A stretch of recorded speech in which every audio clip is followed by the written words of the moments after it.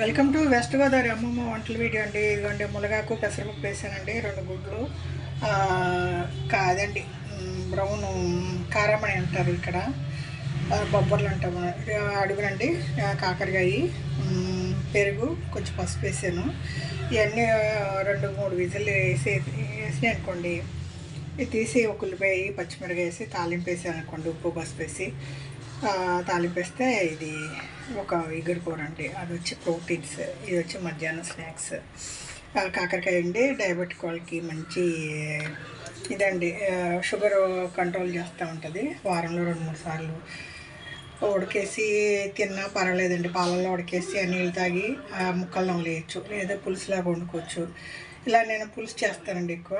దాన్ని ఏం చేస్తానండి, బయటికి తీసాక ఉల్లిపాయ పచ్చిమిరకాయ వేస్తానండి, టమాటా వేయను, తర్వాత ఉడికిన ముక్కలు వేస్తాను, ఉప్పు పసుపు వేస్తాను, కారం వేసి ఇదండి చింతపండు పులుసు వేస్తాను.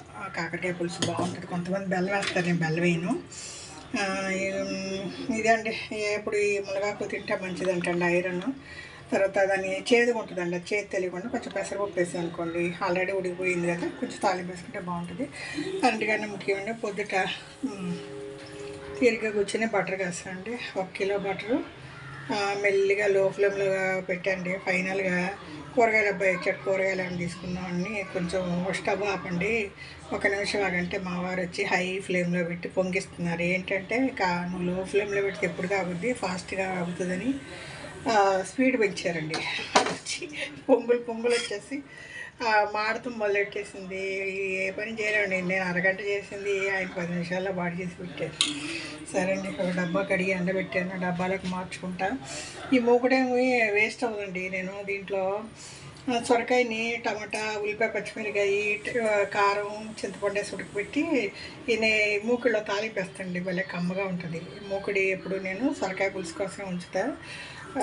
ఇదండి బటరు మన ఇంట్లో కాసుకుంటే అండి కల్తీ లేకుండా ఉంటుంది, టేస్ట్గా ఉంటుందండి. ఎక్కడన్నా ఇవన్నా ఏదో కల్తీ అంటున్నారు, మా ప్రాణం సూరమంటుంది. బటర్ కొని కాసుకుంటే బాగుంటుంది. టిఫిన్లు అయిపోయినాయండి. ఆదివారం నాన్ వెజ్లు అంటే మేము ఆ నాన్ వెజ్లను వదిలేసినట్టే అండి. ఎక్కువ నేను తినను అసలు, ఆయనకి గుడ్లు మాత్రం ఉడికేసి ఇస్తాను. ఇదండి ఈరోజు కాకరకాయ పులుసు, పెసరపప్పు మునగాకు గుడ్లు ఉడికేస్తున్నాను. నేను ఇంట్లో అండి కొత్తగా పచ్చళ్ళు నూరానండి, కొంచెం టమాటా పచ్చడి, కొంచెం అల్లం పచ్చడి. ఫస్ట్ ముద్ద కొంచెం నెయ్యి పచ్చడి వేసుకుని తింటే అమృతం అండి. ఇంకేం కావాలండి, సమ్మరు మజ్జిగ పెరిగేసుకుంటే ప్రాణం హాయిగా ఉంటుంది.